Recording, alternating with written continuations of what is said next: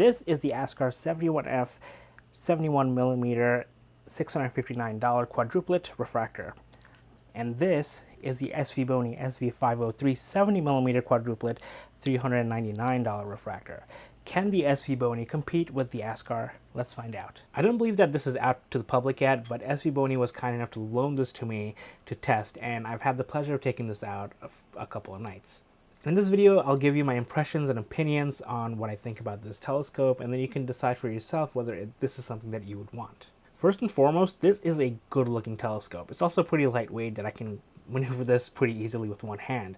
And it's hard to believe that this is a quadruplet and it costs just $399. But there are reasons why this is much cheaper than the Askar 71F, and we'll dive into that together in this video. Starting out front, we have the aluminum dust cap here. It looks and feels really nice. And out here we have the beautiful lens along with the markings indicating that it's a 70mm f6.78 refractor with a dual speed focuser and ED glass. The lens here actually looks really nice. And out here we have the dew shield that actually extracts quite a bit. It has black painting on the inside and it's pretty long so that it eats up a lot of the stray light.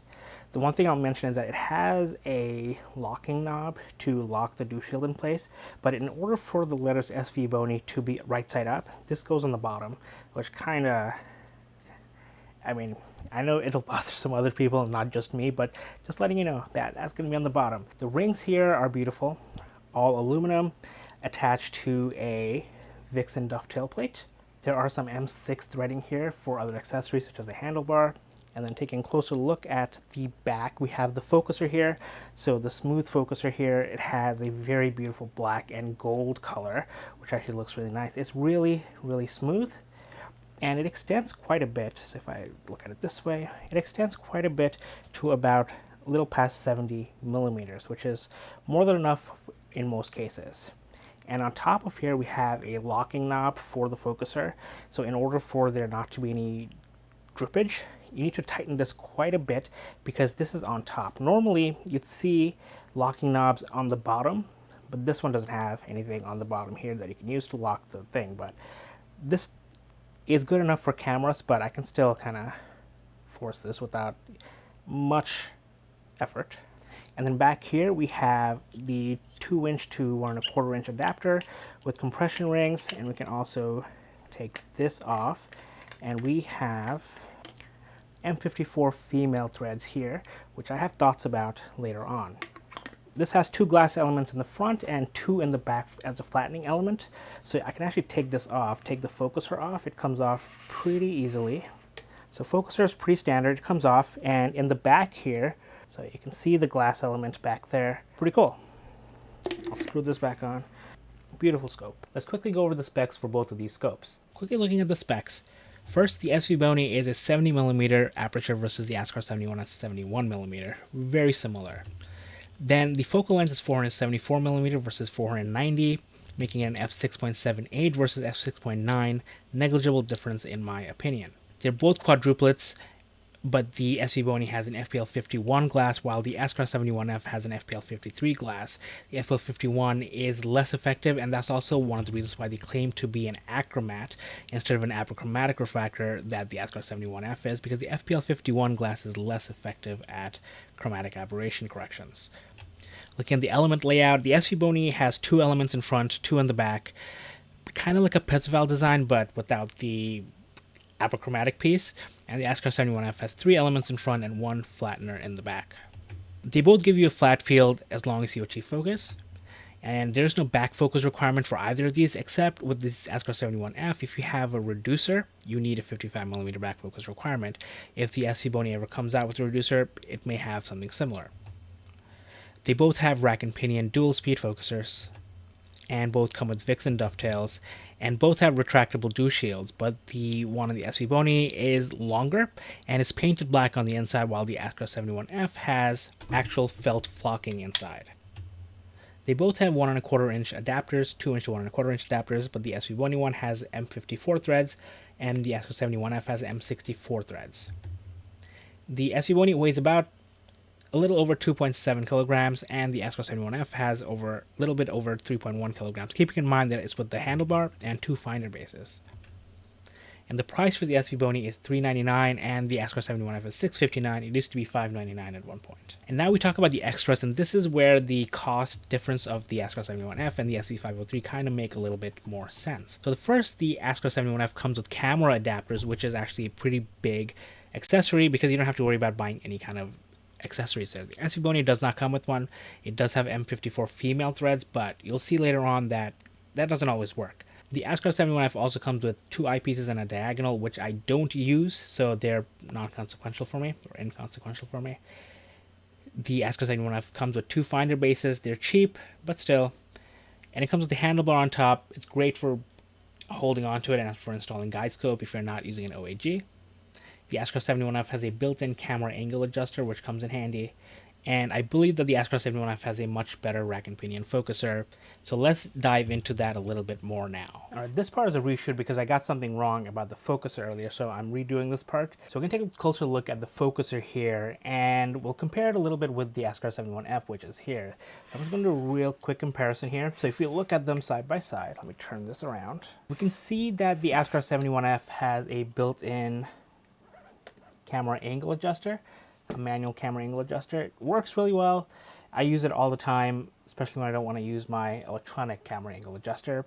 The Svbony doesn't have one. If you want to adjust the camera angle here, you'll have to do it manually on the camera's end. You can also see the differences between the 2 finder bases here with none on the Svbony, but there are places where you can install 2 finder bases if you want to. And of course, a big difference is the handlebar / accessory bar here that you can actually install, like a guide scope if you wanted to. All right, now with that said, I'm going to turn this around and I'm going to show you where you would install, I'm going to put this to the side here, where you would install an electronic focuser. So what I got wrong was that I thought that, from my experience with other refractors, I would take off the coarse focuser here, and there would be a screw here where the shaft goes into and it attaches. But this one does not have one. So at first I thought maybe it was glued in because I could not pull it open, and I didn't want to force it too much since this is a loaner telescope. And I just assumed that I couldn't install one, but I didn't realize that there was actually, you have to look through this little hole here. It's really hard to see. I don't think I'm going to be able to get it on video, but I will try. The screw is actually, you can see the shaft there.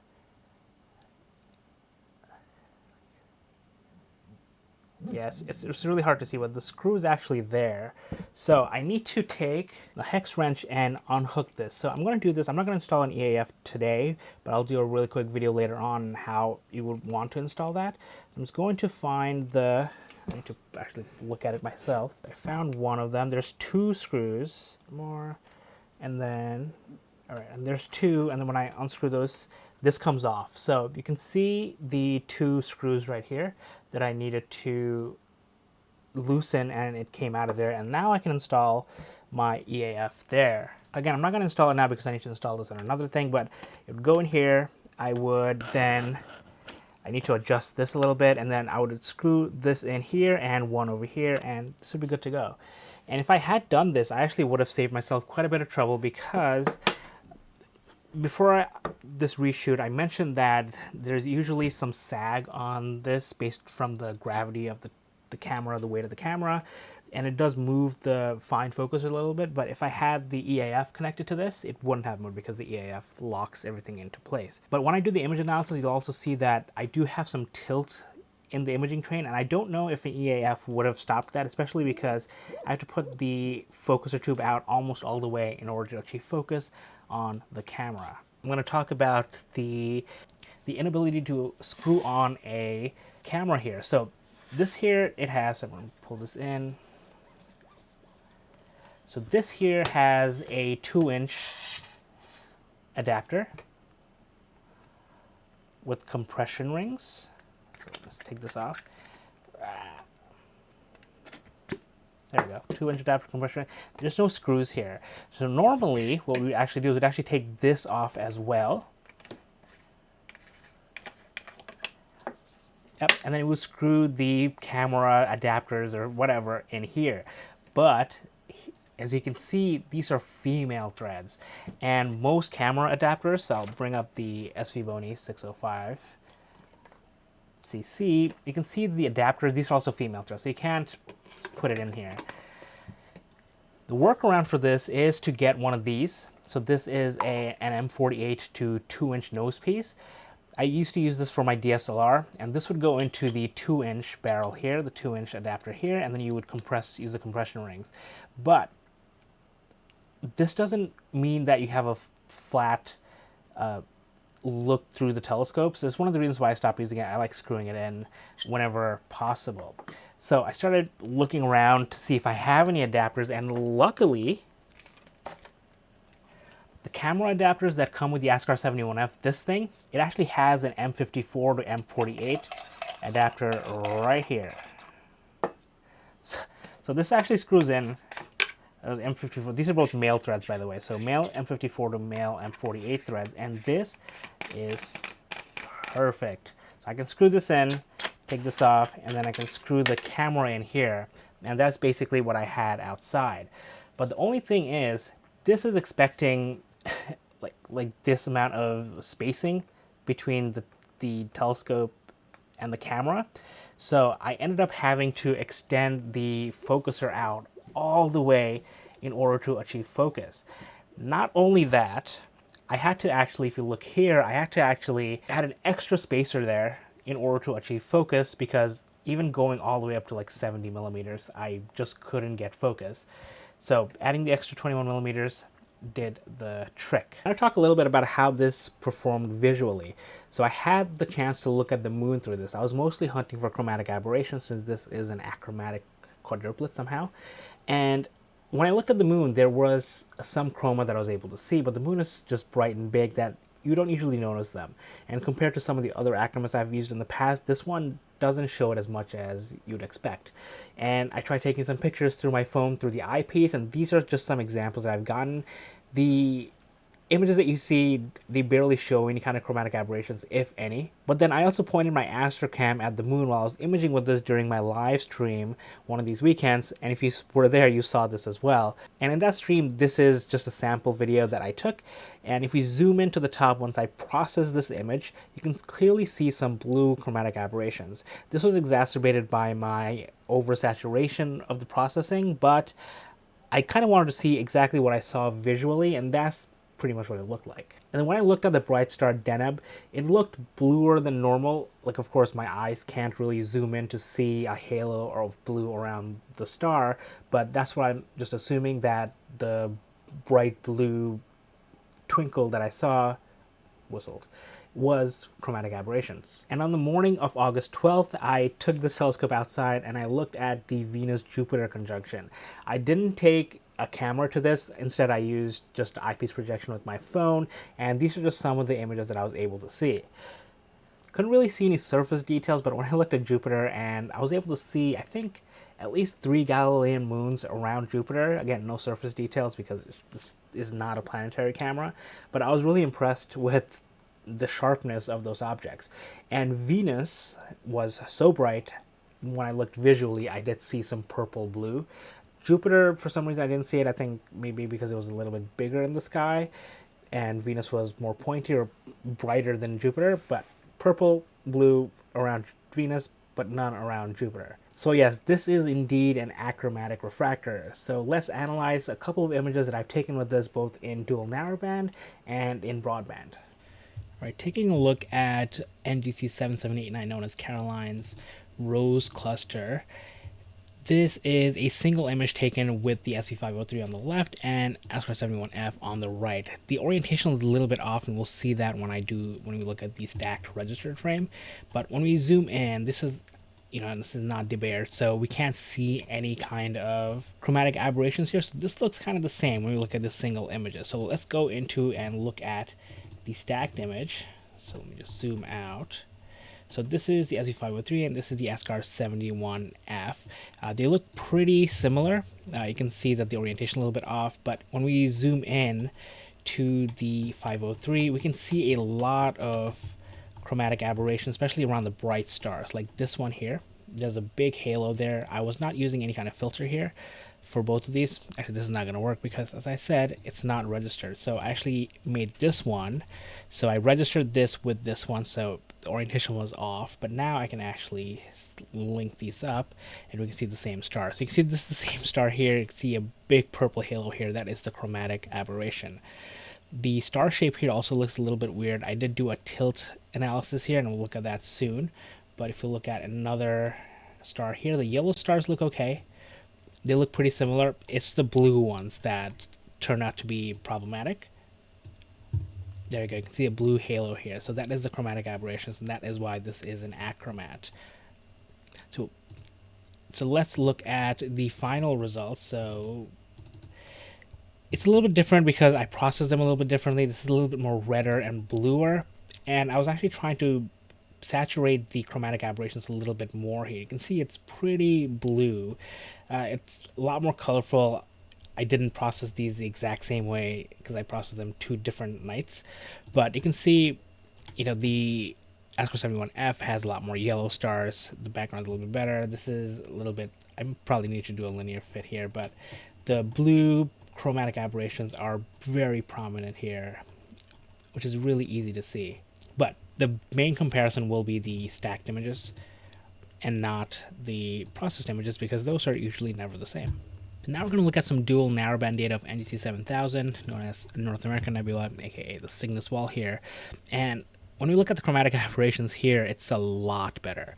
The framing isn't exact, but we can zoom in to like this star here and this star here. They look pretty similar. Some of the halo is from the L Extreme filter that I used here. So that looks pretty much the same, and everything else looks the same. So I'm going to go through the processed steps here. So I have just the hydrogen alpha on both of these. Again, they look very similar here. Even when I zoom in, I can't really see much of a difference. Maybe there's a little bit more contrast here, but to me they look very similar, if not the same. The O3, so this was after Blur X. So Blur X on the O3 created some, on the SV503 created some artifacts there where it didn't on the Askar 71F. I'm not sure why. I did process these at the same time and used the exact same settings. If you look at, so these are the stars. You can see you can see some like aberrations here on the SV503. This is stretched. Is it stretched? No, this is not stretched, so this is just auto stretched. But you can see there's some weird colorness, and I think that is because of the chromatic aberrations, which is not really that big of a deal with narrowband. If you look at the blended version, I tried my best to keep these exactly the same. I think the SV503 is a little bit more saturated, but these look very, very similar, if not exactly the same. I'm impressed with this in narrowband. Let's do this. We can zoom in, make sure we're looking at the exact same area. You can see that maybe the stars in the Askar 71F do look a little bit better. This one is a little bit saturated, but that could have also been the capture and processing. These were captured on different nights, so that's another thing. So as I mentioned earlier, I saw some tilt in the imaging train. I thought it was probably from gravity dragging down the thing. So this is the Askar 71F, and I'm going to do an image inspection here, and I'll do a tilt analysis.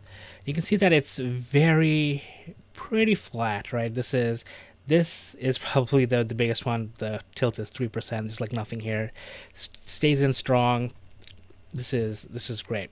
Right now I'm bringing in an image from the SV503, do an image inspection, do tilt, and yeah, so it's 29%, which is severe, and I did kind of see that, right? You can see the star shapes here, it's 5.5 versus, where'd it go? The shapes here, just, and I guess this is flipped, so I did have issues on the top side when I was looking at it in Nina, which was upside down, so you can see that the star shapes are weird. So I'm pretty sure this is the fault of the focuser. Otherwise the camera, the filter, the adapters, they were all the same. The only difference was that the focuser was different, and I did not have electronic focusing. Not that that would have done anything with the tilt anyway.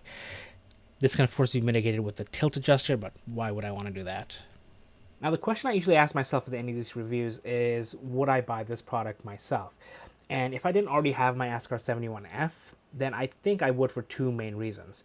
The first one is that I think the field of view of a refractor this size is perfect when we combine it with my 2600 MZ Pro. And at home in my Bortle 8 sky, since I mostly shoot dual narrowband in the summertime anyway, when nebula season is around, then this would be great because I don't have to worry as much about the chromatic aberrations, even though we kind of saw some. And the second reason is that it's $399. It's super affordable. This costs less than the AT60 ED that I bought many years ago, which with a flattener costs more than $500. But I do wish that Svbony would sweeten the deal a little bit more with a better focuser. You saw my gripe with the focuser. I have many of them, and this thing is a big turnoff for me. And I wish that they would use FPL 53 glass on the lenses here instead of FPL 51. I know it's a cost-saving method, but I would pay a little bit more for getting rid of all that chromatic aberration. So Svbony will always be known as a budget astronomy company, astrophotography company, but they still have a long way to go before we can call them a premium company. So just my 2 cents for Svbony. And while I have this telescope, I'm probably going to take this to my next outreach event, which will be for both the planet Saturn and for the quarter moon. So I'm looking forward to that because I can have my SCT on Saturn and I'm going to have this one on the moon, and I think the moon would look really, really good. So you can find links to purchase this in the description below. I don't yet have any kind of coupon to give you, but like I said, at the time of recording, if you go to the Amazon link, there is a 10% coupon there. But if I get any extras or any more, I will put them in the description below. If you have any questions at all, please feel free to ask. And if you'd like to support this channel further, consider becoming a patron on Patreon. There is a free tier there as well. And also join our Discord community where you can join a group of astronomers and astrophotographers where we're all learning from each other. Until next time, cheers guys.